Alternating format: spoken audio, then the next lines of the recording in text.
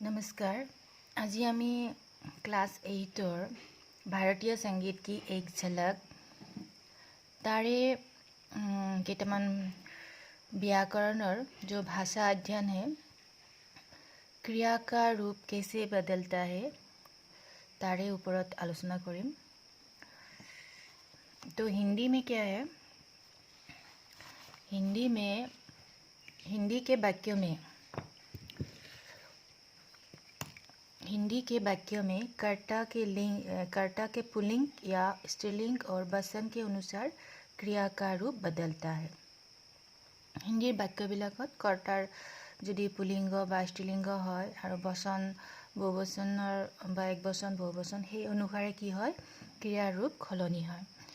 तो चुआ केटामान वाक्य लिखि दिसु। जैसे खाना क्रिया लैसु, राम भात खाता है। यात राम भात खाता है। यात राम होइसे कर्ता, आरु राम पुल्लिंग, राम कर्ता आरु पुल्लिंग। यात राम कर्ता पुल्लिंग होय कारणे कि होइसे क्रिया जोंटु आछे।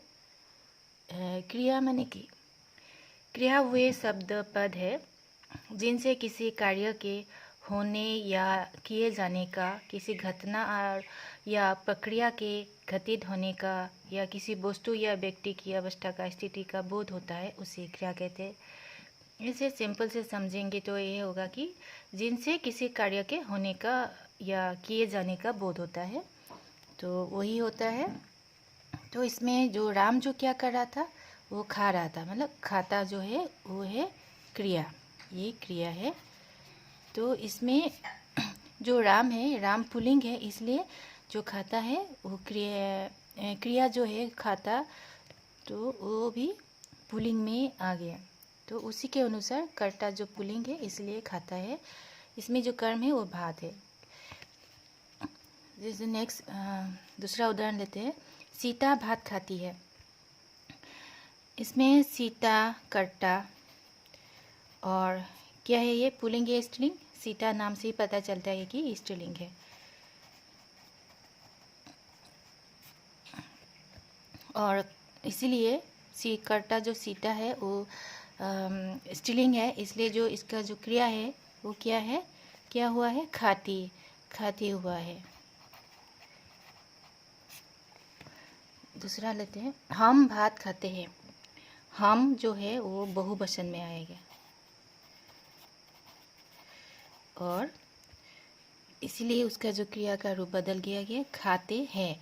और जो जब बहुवचन में प्रयोग करेंगे तब इसमें क्या होगा, एक बिंदी चाहिए, इसलिए इसमें बिंदी है बहुवचन के लिए। और बिंदी और दूसरे जगह में भी प्रयोग होता है, उसके लिए अलग से एक क्लास रखेंगे।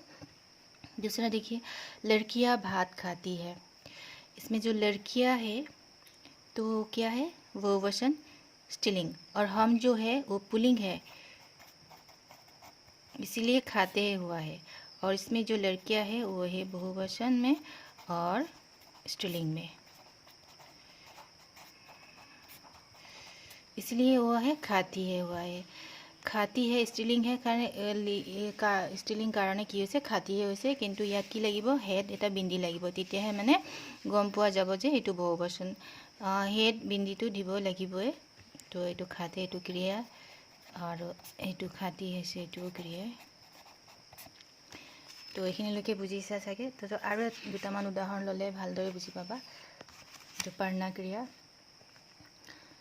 राम किताब पढ़ता है। राम होइसे कर्ता और क्या है ये, और कि होइसे एटु पुल्लिंग, तो সেই কাৰণে क्रिया होइसे कि पढ़ता है होइसे। तेनेके सीता होइसे कि स्त्रीलिंग, कर्ता स्त्रीलिंग, সেই কাৰণে কি কৰিছে, स्त्रीलिंग अनुसारे सलনি होइसे, पढ़ती होइसे। तेनेके हम किताब पढ़ते हैं, तो यात हम बहुवचन पुल्लिंग, সেই কাৰণে पढ़ते है होइसे, हेड चुआ बहुवचनत बिंदी दिसे। तेनेके लड़कियां किताब पढ़ती है, लड़कियां स्त्रीलिंग बहुवचन, সেই কাৰণে पढ़ती, लड़कियां जो एक वचन तो पढ़ती है किन्तु बहुवचनत कि होइसे हेड, जो हेड कि আছে बिंदी আছে। তেনেকৈ গানা ক্ৰিয়া, ৰাম গানা গাতা হে, ৰাম কৰ্তা পুলিংগ সেইকাৰণে গাতাহে হৈছে, সীতা স্ত্ৰীলিংগ সেইকাৰণে গাতিহে হৈছে ক্ৰিয়া। তেনেকৈ হম কৰ্তা বহুবচন সেইকাৰণে পুলিং সেইকাৰণে গাতে হে বিন্দি। লড়কিয়া स्त्रीलिंग बहुवचन সেইকাৰণে गाती है, गाती इसमें गाते नहीं হ'ব, गाते হয়তো সদায় মনত ৰাখিবা যে স্ত্ৰীলিংগ হ'লে যোনটো ক্ৰিয়া ৰূপ সলনি কৰোঁতে এইটো গাতিয়ে হ'ব আৰু হেড খালি কি লাগিব, বিন্দি লাগিব। তেনেকৈ হসনা ক্ৰিয়াত ৰাম হসতা হে, সীতা হসতি হে, হম হসতে হে, লড়কিয়া হসতি হে। এটা ৰোনা ক্ৰিয়া এটা দিছিলোঁ কৰিবলৈ, তো ৰোনা ক্ৰিয়া ইয়াতে কৰি দেখাইছোঁ। ৰোনা কি হ'ব, ৰাম ৰোতা হে,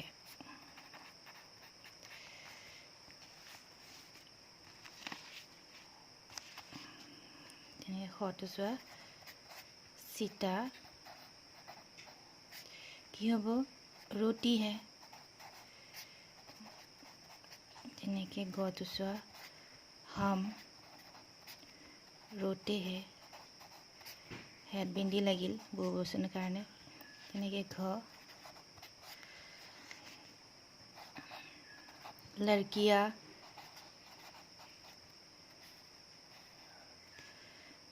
ৰোটি, ৰোটি নহয় ৰোটি হ'ব, ৰোটি হেড বিন্দি লাগিল। তো এনেকৈ হ'ব। তো তোমালোকে जो क्रिया रूप सलনি হৈছিলে हिंदी के वाक्य में कर्ता के पुलिंग, कर्ताটো গম পালা যোনে কৰে, কি কৰে কোনে কৰিছে, কোনে ভাত খাই আছিলে, रामे भात खाई आছিলে। तो ये कर्तार पुलिंग या स्त्रीलिंग और बहुवचन के अनुसार क्रिया का रूप बदलता है।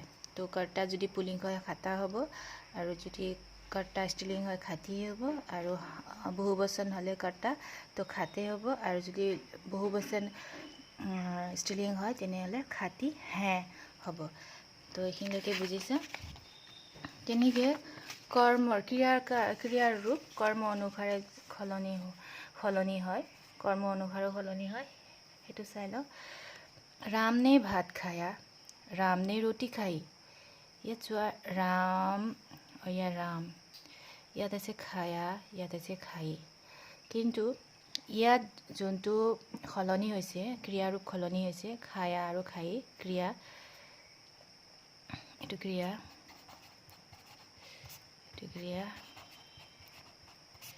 किन्तु याद दुटा की आछे पुलिंग आछे कर्ता पुलिंग, किन्तु याद की होइसे कर्म अनुसारे कर्म के अनुसार की होइसे सलनि होइसे। कर्म की याद रामे की करि आछे हेतु होइसे कर्म, की करि आछे भात खाइ आछे, भात होइसे कर्म। तो भात होइसे भात पुलिंग हे कारणे क्रिया की होइसे खाया होइसे। तेनेके रोटी होइसे की स्त्रीलिंग हे कारणे की होइसे खाई, क्रिया होइसे क्रिया रूप सलनि होइसे खाई होइसे। यात माने की कर्ता पुलिंग बा स्त्रीलिंगर लगत एकु सम्पर्क नाइ, यात कर्मर लगत कर्म पुलिंग ने स्त्रीलिंग हे ऊपरत की होबो क्रिया रूप सलनि होबो। तो सीता ने भात खाया, सीता ने रोटी खाई। तो सीता यहाँ पे क्या है, स्त्रीलिंग है, लेकिन जो इसमें जो क्रिया है खाया और ये खाई दोनों सीता ही है, स्त्रीलिंग है, लेकिन इसमें जो क्रिया जो है खाया है इसमें, और जो इसमें है वो खाई जो है क्रिया जो है वो खाई हुआ है। क्योंकि इसमें जो भात है, जो सीता क्या कर रही है, भात खा रही है, जो इसका कर्म के अनुसार बदलता है ना, तो इसलिए भात जो है पुलिंग है, इसी कारण इसका रूप क्रिया का रूप खाया हुआ है। और जो रोटी के कारण जो कर्म है, ये जो कर्म और ये जो स्त्रीलिंग है, इसी कारण इसमें खाई हुआ है, क्रिया का रूप खाई हुआ है। दूसरा उदाहरण लेते हैं, राम ने ट्रक चलाया। राम ने, यहाँ पे भी राम है लेकिन इसमें चलाया है, इसमें चलाई है, क्योंकि ये जो क्रिया है चलाया क्रिया, ये जो चलाई क्रिया इसका रूप इसलिए बदला है क्योंकि ट्रक जो है इसका कर्म के अनुसार बदला है। कर्म के अनुसार बदला है क्रिया का रूप। इसमें जो ट्रक है, ये जो कर्म है, कर्म राम ने क्या चलाया? राम ने ट्रक चलाया। तो ये कर्म जो है ये पुल्लिंग है, इसी कारण ट्रक जो है क्रिया का रूप बदल गया है, चलाया हुआ है।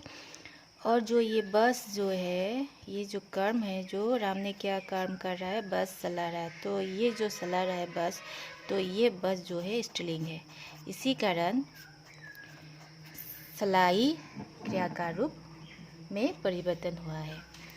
नेक्स्ट देखते हैं, सीता ने ट्रक चलाया, सीता ने बस चलाई। सीता जो इसे स्त्रीलिंग है, लेकिन इसमें जो है इसका जो क्रिया का रूप बदला है वो कर्म के अनुसार बदला है।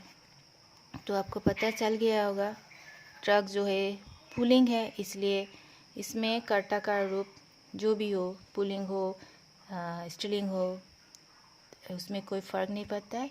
उसमें पड़ता है कि कर्म क्या है। कर्म जो ट्रक है वो पुल्लिंग है, इसलिए इसमें चलाया हुआ है। बस जो स्त्रीलिंग है, इसमें चलाई हुआ है। ठीक है, तो अब मुझे लगता है आप लोग समझ गए होंगे। তোমালোকে বুজিছা বুলি ধৰি ল'লোঁ, আৰু কিবা নুবুজিলে তোমালোকে সুধিবা। তো আজিলৈ ইমানে, ধন্যবাদ।